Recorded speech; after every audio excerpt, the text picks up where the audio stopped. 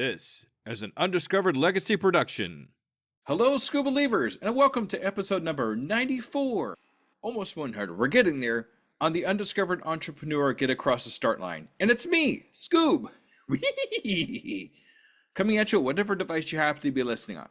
Okay, before we get into the episode today, I just want to make a really quick announcement. By the time this recording goes out, I will have bought my tickets, my flight tickets to get to Podfest. So this is definitely going to happen this year. This has been 3 years in the making, ladies and gentlemen. It's finally going to happen. I'm so looking forward to this. I'm really excited this is happening.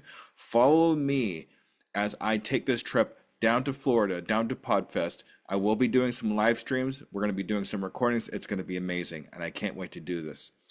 So, that being said, today's entrepreneur is Caroline. Now, Caroline has been through a lot of things, and I'm really excited to have her on my program here. So after nearly 20 years in the childcare management industry, she experienced burnout and made a dramatic career change to become a full-time artist for the last 2 years. She gained media attention in the UK for her unique sustainability art, creating detailed paintings on used tea bags, of all things, of British landmarks. And if you actually watch the video of this, go over to YouTube and watch this. We're actually going to get a chance to see some of that amazing art. She also contributed a chapter called Chasing Butterflies to a book titled Beyond the Ordinary, about creative and neurodiverse women's journeys. And if you want to take a look at that book, we're going to talk a little bit about it in the podcast, but if you want to take a look at that, look in the show notes. I'm going to have that down there for you.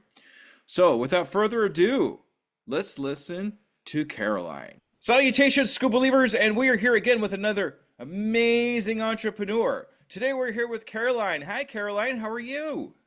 Hi, Jesse. I'm very well. How are you? I'm fantastic. Thank you so much for taking the time out of your day to be on the Undiscovered Entrepreneur Get Across the Start Line. I really appreciate you. Oh, I really appreciate you having me on to chat to you. All right. I'm looking forward to this conversation. But before we do anything, I want to ask you a kind of a semi-serious question, okay? Are you ready? Yeah, I'm ready. All right, here we go. Are you a Scuba Believer? Absolutely. All right. Thanks for being a Scuba Believer, Caroline. I super appreciate you. Okay, so what I'd like to do here in the very beginning is just kind of get an idea of who you are, what your entrepreneur adventure is, and how you got across the start line in your entrepreneur adventure. Okay, so I'm an artist and an author from the south of England, but in a previous life, a couple of years ago, I had worked for nearly 20 years in the childcare industry, and I just ended up completely burning out and completely losing touch with who I was, what was important to me, I guess, and just what I wanted to do with my life. So I quit my job, and I've since been following my dreams and passions to become an artist. That's fantastic. So how long have you actually been an artist for, as far as after you quit your job? 2 years now. 2 years. All right, that's awesome. So I've actually interviewed a couple people that's been in childcare that's transitioned over to something else. Can you kind of give me an idea how that actually worked out for you? I mean, there were lots of things I loved about my job. It was a good thing fit for me for quite a few years. I mean, I was a mum, I had my children, it fitted in really well. But I just think that as a woman, especially as a wife and a mother, you're sort of all things to all people. I say I was a wife, a mum, I was a boss, a daughter. I mean, they're all brilliant things, but I ended up in my childcare role becoming a manager, which wasn't something that really resonated with me, being an innate people pleaser and perfectionist. So there was a Yeah. lot of it I really struggled with in my job. But I think as you do, you just kind of push on through it and keep going because you think that's what you should be doing. So I've kept on with it for quite a number of years. And then in the end, it just came to a point where I was just burnt out from it all, just from the pressure and I think just from not being authentic and true to myself. Yeah, that happens a lot too in burnout. It just sounds like to me you were just so much to everybody else, but not so much to yourself. And when you're not, No, yeah, when you're not kind of good to yourself, then how are you actually going to be good for other people? So we got to make that transition to include ourselves in what we're doing. Otherwise, we run into burnout very quickly. I think so. I just think that you feel a lot of guilt around that. And I felt very selfish for a long time because putting yourself first is not something necessarily that society teaches you.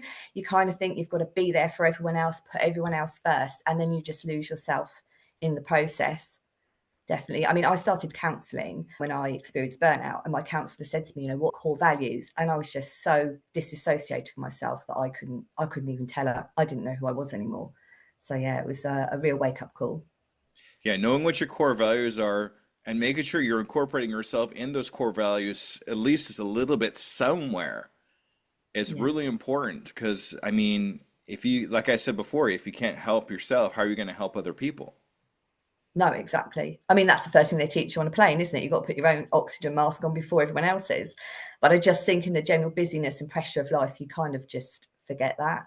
You're just so busy, like trying to do everything right and as you should be. And so, yeah, I just think you lose sight of looking after yourself and making sure you're okay. Earlier you said speaking from a woman's aspect in that I'm going to speak a little bit as the male side of that too because I mean, for the longest time I thought all I had to do was go out and just work really hard and it'll make everybody happy. And I Yeah. would work hard, work, but I lost myself in all of that. I didn't know who I was anymore. It started coming out as very negative for me. So now that I've changed my mindset, is it's not so much as everybody else and what I have to be for everybody else, but me being me and doing at least one or two little small things that I like for myself has changed my outlook on everything and made me a better person. Now I could be better, and I've noticed around the people, around my friends and relatives too. I'm better for them. Oh, I'm not yeah, so 100%. I'm not so negative around them. I'm not so grumpy around them, and I'm able to have a normal conversation without exploding, as it were, You because know what? Totally. I'm so tense from everything that's happening. So, yeah, that it's good to get a perspective of both sides on that. Oh yeah, absolutely. Because obviously I can only I can only say it from my point of view. But yeah, I think all my relationships have definitely improved since I've started looking out for myself first. Like you say, just small things. It doesn't need to be anything major, but just there's things that make you happy. I mean, mine in the end was quite major as I left my job to do something that brought me joy and felt authentic to me. But it has just changed so many aspects of my life doing that. So tell me about that transition you had. Okay, you had the job for a while, you realized you didn't want to do this anymore. So what made you decide art was the way to go? I mean, what was the catalyst for that? I've always been creative and I've always loved art a lot when I was a child. I think then you have your family and then that sort of takes over your life understandably for a while. And then because I was so stressed at work, I started painting again just as a way of being mindful and sort of just escaping the stress of it. And then I was just that's the thing that makes my heart sing and brings me joy.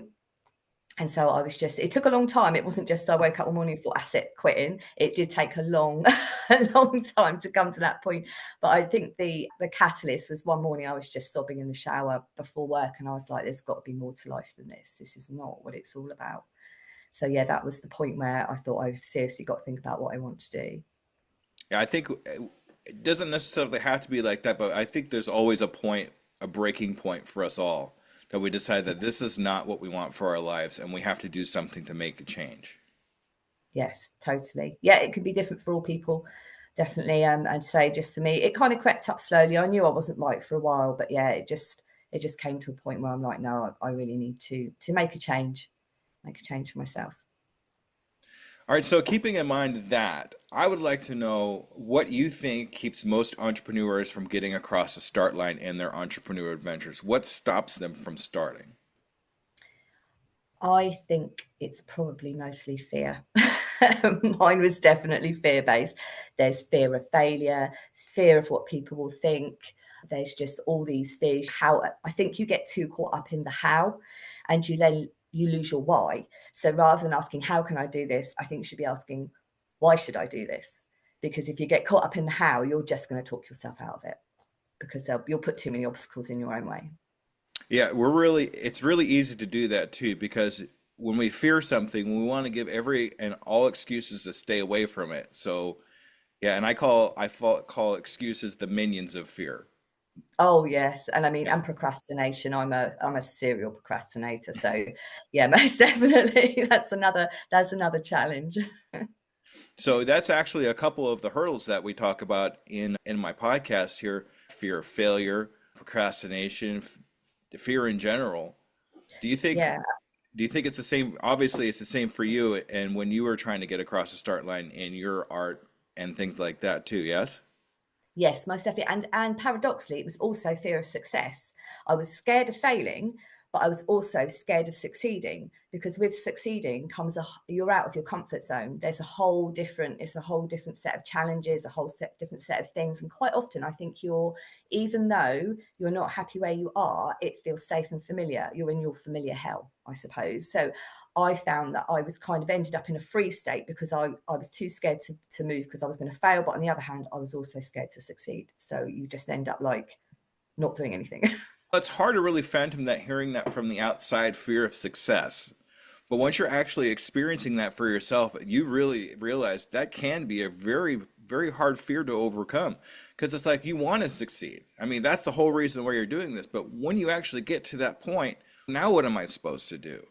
What are these new challenges that I have to come across? Do I want to face these new challenges? Yeah, fear of success. I haven't personally felt that fear yet, but I know it's coming soon. So I'm going to prepare for it. I think when you level up, you kind of level up, and then you just hit that fear of success for ages. I was just like, can I handle it? Am I worthy of it? I think a lot of it's to do with self-worth. You quite often don't necessarily feel worthy of that success. So that is something self-love and self-worth is something I've really had to work on my journey. Yeah, absolutely. So you wrote a book, and I'm really excited to talk about this book called Beyond the Ordinary. And Yes. you're obviously an artist and a creative, but how do we get this book going here? How did that work out? I've written a chapter in it. So it's a book written by a lady called Mandy Nicholson, and she's included 30 different women, and we've all written chapters about our journey. It's a book about creative and neurodiverse women and how you can help yourself achieve your potential, because obviously being creative and neurodiverse, there are often lots of challenges along the way and lots of things, lots of stumbling blocks. And this is just a book that will help women sort of overcome those challenges, learn their self-worth, I say, and achieve their potential.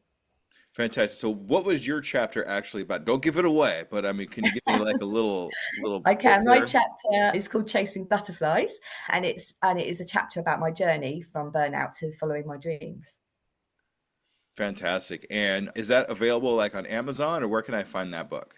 Yeah, it's available on Amazon at the moment on Kindle, and it will be available to order on paperback and hardback from the 22nd of October. Awesome. So after this episode comes out, it'll already be out. So what I'd like to Yes. do, if anybody wants to get a hold of this book, please look in the show notes. I'm going to have a link to this book so you could take a look, possibly buy it, and that would be fantastic. Oh, thank Oh, you. oh yeah, for sure. I'm glad to help. So we've talked a little bit about pitfalls and what you've actually come across already in your entrepreneur adventure, but one question I like to ask is there a pitfall that you're actually proud of? Something that I'm glad this happened this way because I wouldn't have gotten here. Have you ever had anything like that happen to you? Yes, I'm actually glad that I had my burnout because do you know what? I had troubles at work with a certain couple of staff members that I really struggled with. And I kind of think, do you know what? I'm really grateful I had that experience. At the time, it was tough. But I think if I hadn't, I would just keep repeating that same pattern throughout my life. I've noticed that my people pleasing is a pattern from my childhood, from my father, that I repeated through my first marriage and then through this burnout. And I just feel like life keeps throwing you these things you need to learn over and over again until you recognize the lesson and learn it. So I'm really grateful that I went through that and I've come out the other side. Yeah, these struggles that we have, first of all, we have to expect these struggles. They're going to come. Yeah. Don't make it a surprise because they'll just make it worse. Just know that, hey, I'm going through this entrepreneur adventure right now. There's going to be struggles. So when they're there, I'm ready for them. But these struggles are definitely a learning experience for us all. And there's a reason that we go through these struggles. And once we get on the other side of these struggles, we learn that whatever it is that we've learned from that particular point, from that particular struggle, we can incorporate into the next struggle or into the next entrepreneurial venture, whatever it is that happens to happen to you. Now we're ready for this particular thing that we're going to come across again and again, but now we're ready for it. Yeah, it's all learning. And I think it's just about taking personal responsibility as well for things happen. I don't know, things happen out of your control, but how you respond and how you react, that was my responsibility. So I just think it taught me to take a long, hard look at myself and the role I'd played in the things that had happened to me, um, and and just go from there, learn from it, and then move on and incorporate that into sort of whatever comes next in my journey. That's exactly what we need to do. Yeah. All right. So on the other side of that, I know you have the book. That's a great accomplishment. But do you have any real accomplishments that you're really proud of What, in my business? in anything, whatever it can be? I'm proud of lots of things in my life. I'm proud of my children. I'm proud of the fact that I took that leap and went for it, and I'm proud. I'm doing lots of things with my art now. I've had like quite a lot of media attention over here in the UK for painting on tea bags, which is an interesting thing because I'm big on sustainability. But I think most of all, I'm really proud of myself. I'm proud of myself for actually stepping up and doing the work and realizing that, no one else is going to do it for you. Like I said, you need to take responsibility and just do the things you want in your life. Go for it, and just sometimes you'll succeed, sometimes you'll fail, but it's all learning, and it's all just going to propel you forward to where you want to be. Be proud of yourself. Be proud of your accomplishments because that's ultimately what it's all about. Yeah. Yes. 100%. Yeah, I am. I'm learning to do that. For ages, I think it took a while because sort of like when you say to people, oh yeah, I'm doing really well, I'm really proud of myself, it doesn't always come naturally. I feel like quite often society teaches you to dumb down or play down your accomplishments. But I've got to point out, I'm like, do you know what? I want to shine. I want to say what I'm proud of. And I just want to shine and share those things with the world that I feel I'm doing well, and that I feel just help make the world a bit of a better place. Yeah, I think we all learn to deflect sometimes, and that's what we call that as deflection of compliments or our positivity. And that's actually a sign of imposter syndrome if anybody's interested in knowing what that's about, because we feel that we don't really deserve these accomplishments or what these compliments that people are giving you. So you're kind of like, "Oh yeah, I did my best," or whatever, Yeah. instead of just saying, "Thank you, that really means a lot to me," and taking in that positivity and learning and controlling that deflection. Because Yeah. that was my first when I first started doing things too. I was like, "Oh, you're doing great." I was like, okay, thank you. I'm doing my best, whatever. I was a big deflector. I had all kinds of excuses for deflection, but now, Oh, so did I. yeah. But now it's okay. Yeah, thank you very much. I hope you learned something from it, or I hope this helps you in some way, shape, or form. And I've learned to kind of incorporate the verbiage that way instead. Oh, absolutely. I mean, a compliment's a gift. So we should be taking those compliments as gifts, incorporating them. And yeah, definitely. I was a major deflector and imposter syndrome. But I guess it's all tied to your self-worth and just believing in yourself. All right, that's awesome. Thank you so much. Okay, so what I'd like to do here is get most or all of my listeners are brand new entrepreneurs that are just getting started. So if you came across a new entrepreneur, what kind of advice would you give them? What steps would you have them take to get across the start line? I would say that you need to definitely, I mean, you don't need to take a massive leap. You don't have to take a massive leap like I did and quit your job. But I just think even if it's just taking small steps every day towards your goals and what you want to do, just small steps to build up the momentum, the trust in yourself, and the knowledge you can do it. I would say to definitely be authentic to yourself and do something that resonates with you, that brings you joy, that brings you meaning, because then you are going to definitely give it your all and you're going to be fully invested in it. And I think it's really important to believe in yourself and also to surround yourself with the right people. You need people who are going to support you, uplift you, and just help you on your journey. It's really important to be authentic to yourself because if you can't be authentic to yourself, how are you going to be authentic to other people? Just like what we talked about earlier. Kind of, I see a theme happening here. So 100%. yeah. And then the people you surround yourself with are so important. You can't surround yourself with a bunch of naysayers or people that are going to be negative to you or energy vampires, we'll call that. Yeah. Somebody's car alarm went off and right in front of my place. I'm so glad I have editing because this is crazy. Okay, there it goes. Nope, back on. That's all right. I'm quite impressed my dogs haven't barked, to be fair. That's okay because usually when I have dogs or something like that in the background, I start incorporating them into the show. So I like animals in my show. It's fine. Oh, do you? Oh, well, I've got plenty here, so. Can you hear that horn? Yeah. Oh, I have no idea how long that's going to be. That's okay.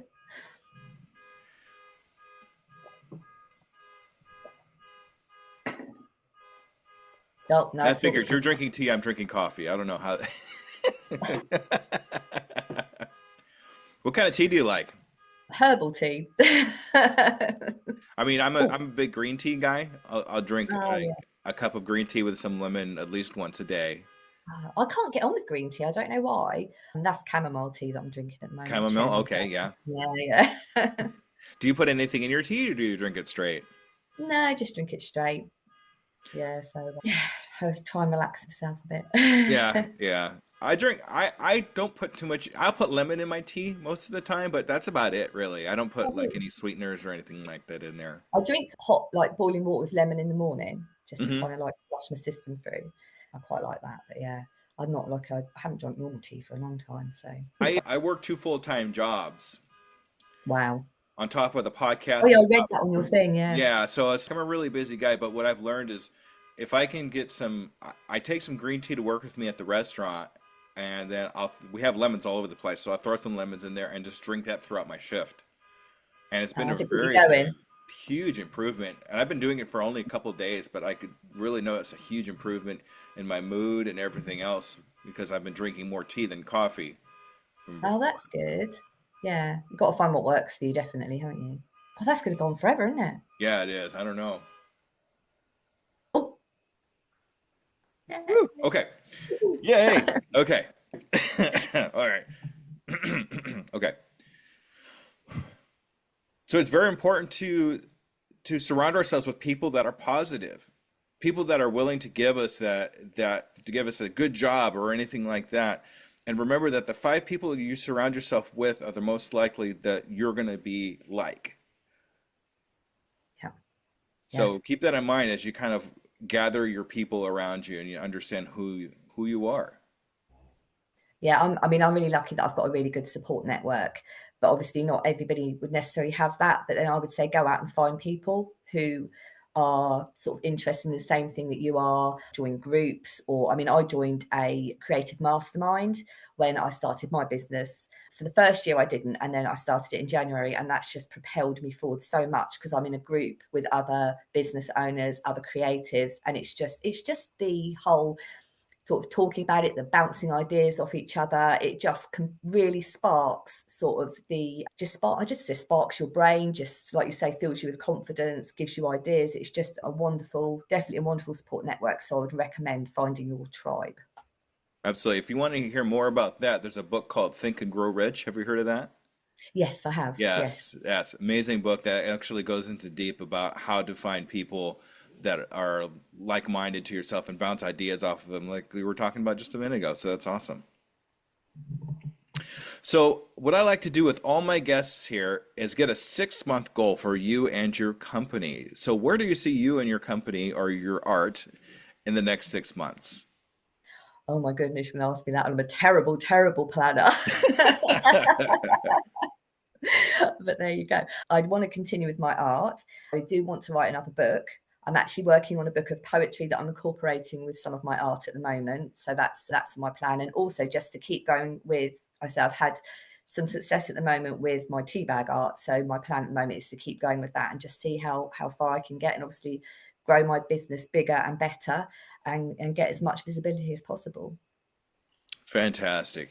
So what I'd like to do with you in 6 months, I'd like to follow up with you with another interview. Is that okay? And Oh, see that'd if be you've actually amazing. hit those goals. That would be amazing. I would love to. Fantastic. All right. And this is kind of off the cuff here, but do you happen to have any of your art, your teabag art handy or I can go and get some if would you. you? Because I'd love to see at least like one or two pieces if possible. I'll Yeah, go just go. for it. I'll go and grab something. Okay. Oh, so sorry, No, that's okay. fighting my way It past was the kind of dogs. I was. impromptu, so I'm just gonna try and dig it out of here now. Yeah, fighting my way past dogs. I was. So, do you have dogs? I do not, but I love dogs. I am a dog. I'm Oh, Scoob. oh, well, you do. Yeah, you don't need one. But do you just want to see a couple, like a couple? Yeah. Yeah. For anybody that's listening, I encourage you to go over to the YouTube channel and take a look at this art. that Caroline's going to pop up on the screen here. Go ahead. Okay, so the thing I've got sort of media attention for, I've been doing British landmarks on British tea bags. So basically, I use the tea bags, then I dry them out, scrape out all the tea leaves, iron them flat. I mean, I think we're probably the only household where my husband asks what I'm doing, and I'm like, I'm ironing tea bags, and then I paint on them. So I've got a couple here. This is one of Big Ben Wow, look at that. on a tea bag. That's Um, amazing. Thank you. That's the Angel of the North, which is another British landmark. Yeah. Oh, Um, wow. I love the colors. oh, thank you so much. And that's Loch Lomond in Scotland. Oh, wow. I love So yeah, landscapes. Landscapes are my favorite. I am a nature artist, and also I Yes. don't know that you have it over there, but we have a range of tea bags called pucker tea, and they're all different herbal ones. And this one is a honey tea Oh, look at bag. that. So I've got a little bee on it. That's So yeah, fantastic. I have a thank you so gentleman much. that I interviewed. His name was Dragos, and he's a Yeah. beekeeper Ah. and in Oh the wow. UK. So, yeah, that's kind of hits Mhm. home a little bit for me. That's awesome. That's fantastic. Thank you. All right. Everybody go to the YouTube channel so you can see this amazing art. That's fantastic. Thank you so much. I just like to paint on things that we'd usually throw away or would decay. So I paint on things like I preserve leaves and paint on those as well, and sort of like wood, just anything really you would usually throw away that I can reuse. Absolutely. That's fantastic. All right, Thank you. Carolyn, this is your time to shine. This is the time I want you to advertise yourself, see how we tell people how we get a hold of you and all that good stuff. Okay, ready, set, go. Okay. So I do have a website, which is www.carolouiseart.com. It's a mouthful. And I sell my art on there. I'm also on Facebook and Instagram, so you can connect with me there as well. All right, you can find all that information in the show notes. Okay, everybody? All right, Caroline, thank you so much for being on the Undiscovered Entrepreneur. It's been an absolute treat. I love your art. Oh, thank you so much. And it's been lovely chatting with you as well. All right. All right, School Believers, make sure you stay tuned for the wrap up. Okay, everybody, thank you. Bye bye. All right, School Believers, that was Caroline. What a great interview. I really enjoyed her art, and I'm really excited to take a look at that book that she was a part of. But there was a couple of things that actually stood out for me while I was listening to Caroline speak.